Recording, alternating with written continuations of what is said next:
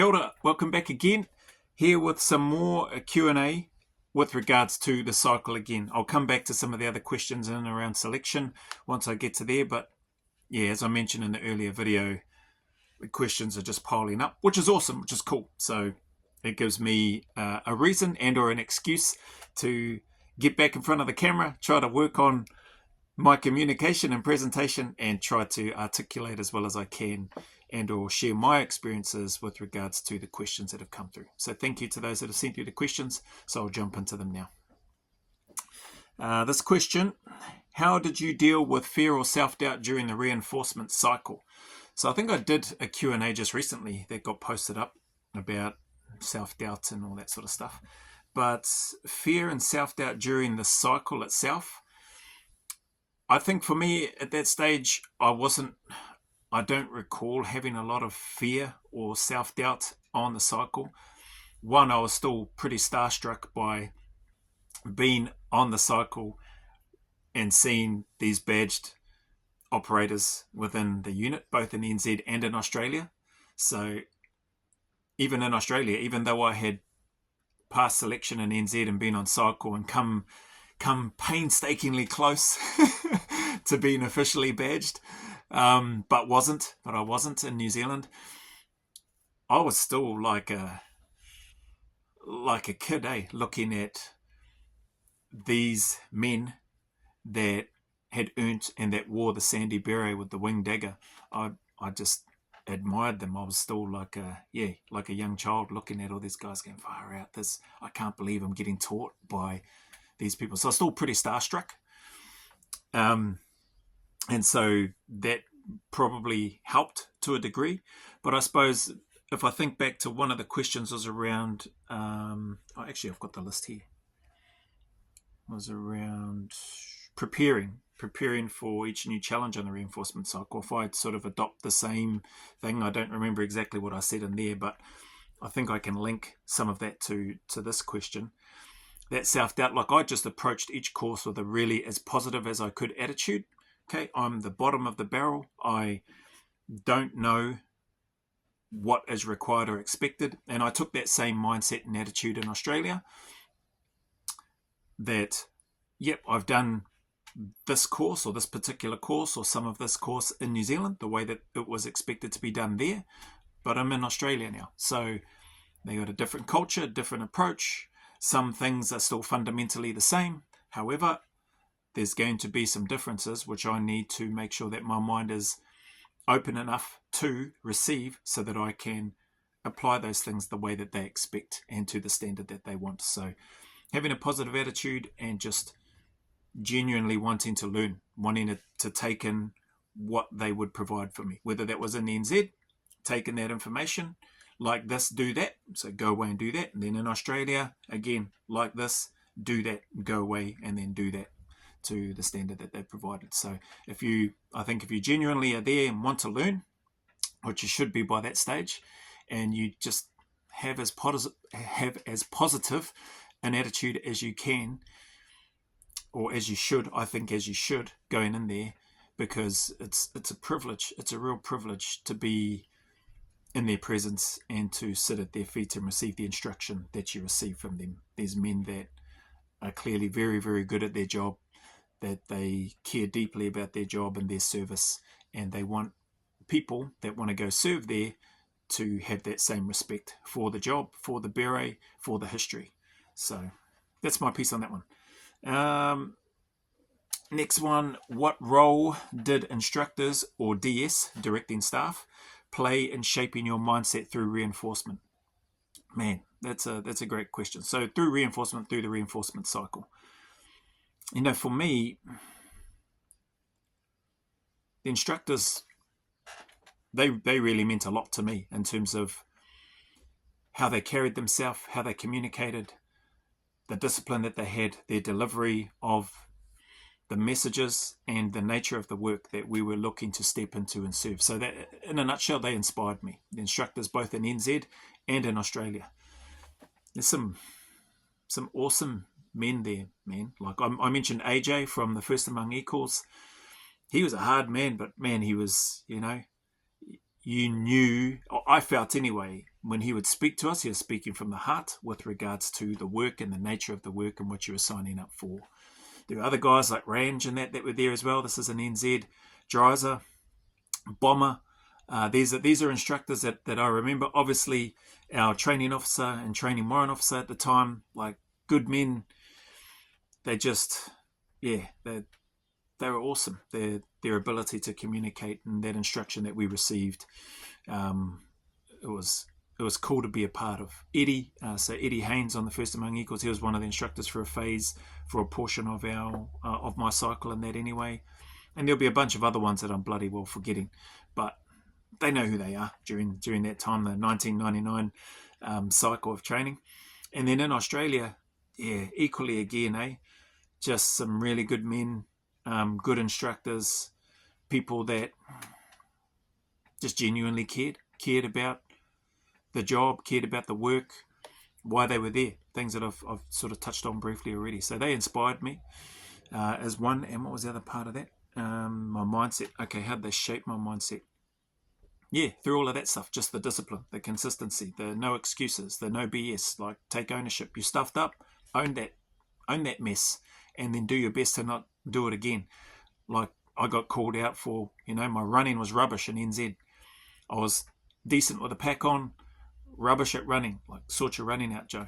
So, it was just straight to the point and didn't need to worry about trying to hurt anybody's feelings. I never took any of the criticism or the feedback from my instructors as though they were out to get me. That I just felt I never saw that.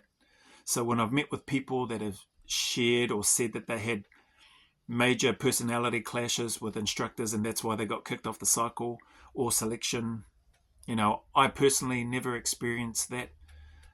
I saw people, operators within the unit that cared about the integrity of the unit and who was going to come through and who was going to fill or be that next generation coming through, and who was capable, obviously, all those aspects of it, who's capable to do the job, right mindset, attitude, etc. So I never saw any issue. It was fine to, maybe not so much when you're a pleb on cycle, and definitely not on selection. You just do as you're told. But when you're in, you have an opportunity to use your voice and speak up. And even at different parts during the cycle, you will be asked for your input in that as well. And so you want to give that as respectfully as you can and try and make sure you got some rationale behind your thoughts and your input that you're putting into if you've got something to share once you've been asked. So yeah, they inspired me, man. Great to be in their presence, great to learn from them. That's what I'll say about that. It's a Forrest Gump line there. Was there a specific part of the reinforcement cycle that best prepared you for operations? Was there a part? Hey, I'll be honest again. That might sound like a throwaway line because I know I've mentioned this in some of the other questions before, but every single aspect, every single part of the reinforcement cycle of training helps prepare you for operations. For me, there isn't one single course or one single aspect of the reinforcement cycle that particularly prepared me better for deploying on operations. The whole lot. And if I go one step further, my whole military career, from basic training, from core infantry core training to time in the battalion, all of that stuff, everything helped prepare me for operations. Like, that's where the basics are learnt, right? That's where the fundamentals are learnt, and that's where you try to hone those things once we got to a battalion. And again, being surrounded by just awesome people, section commanders, other operators, within my platoon, within my company, having great leaders, all that stuff just helped. There was a time when I got sent back from Auckland from the to pay my penance before being able to have the option to go back and do the cycle, half the cycle again, and would have been in 2000. There was a time when I got back to battalion, I was promoted just to a lance corporal, which came out of nowhere, and then had the opportunity where I was tasked or trusted to sort of oversee and look after, be a section commander for a group of new corps trainees that came in. Some really, really good young men that come through there, and some of them that went on and served in the New Zealand SAS. So they know who they are.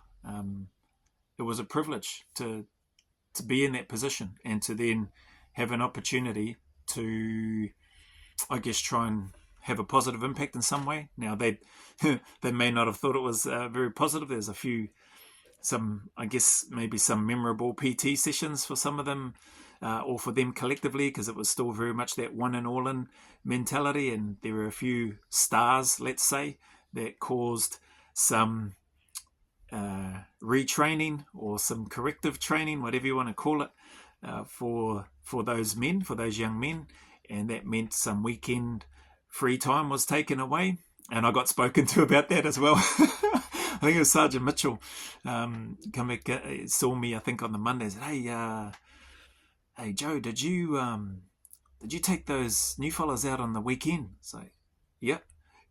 Oh, yes, Sarge. And he's like, what was that for? I said, some of them didn't do what they were supposed to do. So I took them out for a bit of a pack march PT session around Whitmore. And I think I remember him saying, yeah, probably maybe don't do that again. Eh?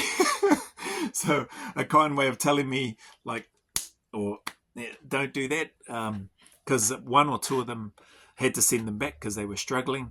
So I had to send another fella back to keep them company in case they didn't make it back, and they left their pack. And so the rest of us had to carry, and guys would take turns carrying a couple of packs at a time. But yeah, so where was I going with that?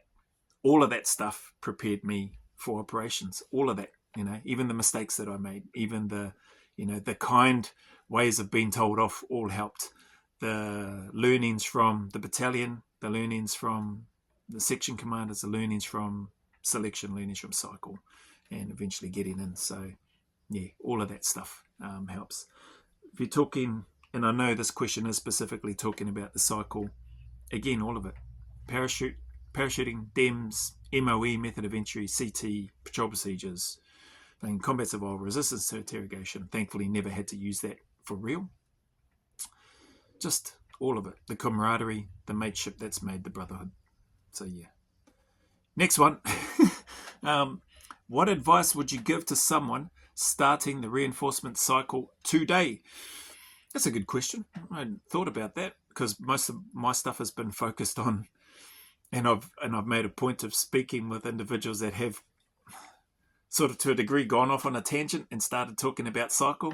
I'm like, just hold your horses, mate. Bloody 1, get to the start line of selection. 2, pass selection first. Then 3, think about cycle. But anyway, I have answered some of those questions as well as I can. Haven't received this question in person though. So what advice would you give to someone starting the reinforcement cycle of training today? What I would say, try to be a sponge. So take in everything that you can. Be proactive with regards to when there's things that you see that need to be done. Try not to just sit around and wait. Don't wait to be told to do stuff. So be proactive. And again, these things you can apply anywhere, not just on the cycle, but this question is specifically for cycle. I know there are people that listen into theirs that have got no intention of looking to join the special air service or anything like that, but some of those that have been watching have been kind enough to share how some of this stuff has been helping them with what they've been doing and with what they currently do for work or whatever it is that they're looking to do, business, startup wise, etc. So appreciate that. So yeah, be a sponge, be proactive. I'd say, yeah, be consistent and disciplined. Those two always are going to be in there. Be respectful when you're on cycle. I think if you're on the New Zealand cycle, you're going to have no choice but to be respectful because you'll be called out straight away if you're not. In Australia, I think you have, being respectful should hopefully be a natural part of who you are. I think that's a characteristic trait that I saw in both sides, NZ and Australia. And even with even with the UK guys that I was fortunate to work with in the private sector. Not so much, there's only a few little bits and pieces, courses and training wise with guys that had come over from SB and 2-2, but never worked with properly, not on any jobs or anything until sort of the private sector space. And then again, that's different to military as well, but you get a good idea of sort of how they work and how good they are too. So that was another good thing. So that respectful piece, being humble with regards to, I think those things work hand in hand, and they're characteristic traits that stand out. And I'm just going to bring back up this Google document. I think they're traits that are important and that will be flagged and that will be observed and noticed. Work hard. So again, it's another one. Geez, I've rattled off a few now that don't think I can remember them all. Be proactive, be a sponge, be humble, be respectful.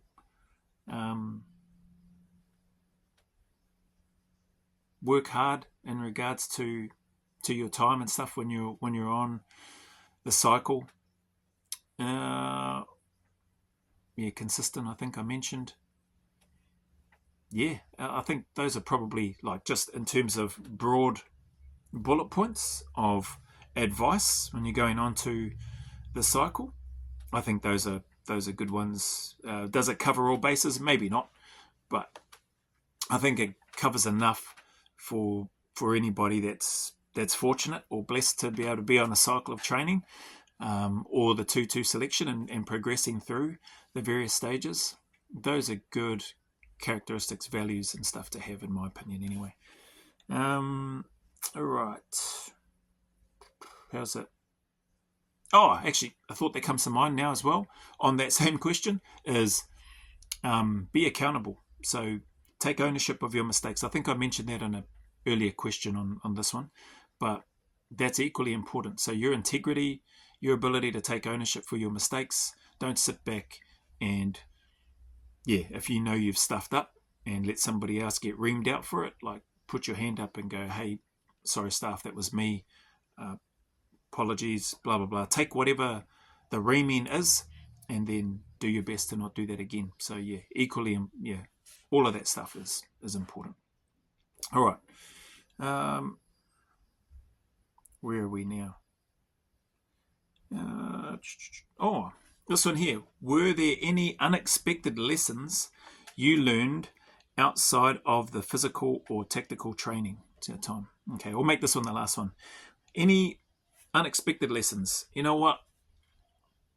All of it was unexpected to me, but I guess lessons-wise, I don't know if there's unexpected lessons. Maybe over time and maybe on reflection, a lot of these things, like where I'm at now, I'd say an unexpected lesson has just been my ability over the years to reflect on some of the good decisions I made, some of the poor decisions that I made in regards to service and time in the unit, and or decisions leading up to and or not going back to, say in this case NZ, and going to Australia.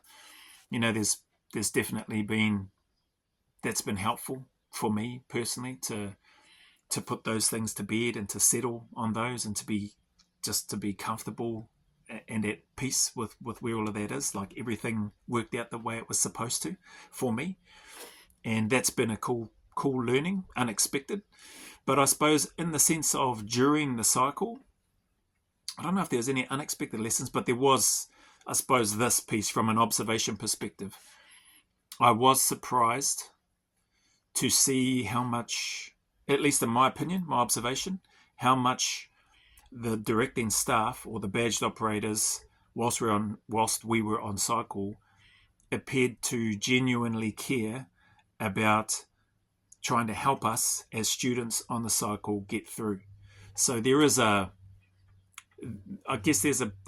perception that on the cycle in NZ and Australia, they make it their mission to fail a certain number so that they always keeps a low number, or whatever the case might be. Like, I've heard people talk about things like that, and there have been some people that have been disgruntled, rightly so or not, I don't know. That's not my issue. Whether they feel hard done by or not and how they choose to frame that and explain that is up to them. Like, got nothing to do with me. But what was unexpected to me and what was surprising from an observation perspective again is how, at least from my take, how genuinely committed and invested the instructors, the directing staff, are and were in trying to ensure that as many people successfully meet the minimum standard on cycle and pass to be able to progress on to the next phase. Like, those staff are putting in long hours during the day into the night. I think of the CQB stuff. That range was open for us to work on our shooting, but they made themselves available. Like, that's hard with all your kit and that on, especially when you're learning and you're trying to get used to that. Not too many people that I know of that are legends straight off the bat with all that kit on, gas mask, iron sights, trying to get the head in the right position, sledgehammer swinging off your shotgun, body armor, your primary weapon, your pistol, everything, hanging off you, and shooting on the move, static turns, just standing static and shooting. Like that was hard work, a lot of time and effort, not only on the part of the candidates going through, but also the instructors. The instructors making themselves available. The instructors just giving tips, constantly being there, not only for the fact of safety on the range, but there to genuinely give advice, to help. They know what it's like. They've been there. And so I never saw any instructors trying to intentionally bin anybody. I saw them trying to work. And then there was times where I didn't see them work, but I had an understanding after, once I was in the unit, just how hard the instructors are working behind the scenes. People don't realize that. I never realized that. Like, I never fully took that in. And there I was on the ranges at night, late in NZ anyway, trying to get my shooting and everything down, so I could validate and pass those requirements.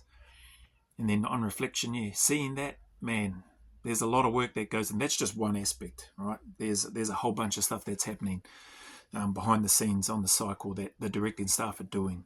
So they want and need as many people as they can to get into the unit to be able to have that capability so that you can be ready to be utilised if and when that time comes. So that's probably one of the observations that I observed, which was, on reflection, has been not only heartwarming for me to reflect on and acknowledge, but also as I think about it now and just think how oblivious I was to picking up on that and recognising and noticing that the time that these instructors would take. So full credit to them, to the badged operators. As challenging and as difficult as it is on both NZ and Australia, they put in a heck of a lot of work to try to help candidates through. But you've still got that same time frame as everybody else. And if you don't meet that standard, if you don't come to that standard within that time frame like everybody else, well then, unfortunately, you get let go, you get the tap on the shoulder, and then you've got to, see you later. So anyway, that's that piece. Bunch more questions. I'll come back to those later. Try to keep them around about 20 minutes. This has gone slightly over. But appreciate you all. Thank you for your time. Thank you for the questions. Doing my best to chip away at those, but they do help in terms of sort of breaking things up from the reaction videos to then doing the Q&A. So definitely appreciate and have been enjoying doing these. So wherever you are, whatever challenges that you're going through, whatever obstacles, hard times that you are enduring, know that you're not alone. Everybody's going through stuff.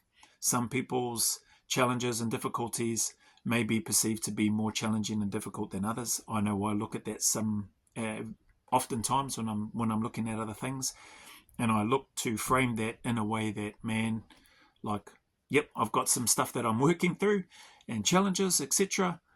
But I know that there are people, and unfortunately and sadly, there are people that are struggling with far greater and heavier burdens than I have.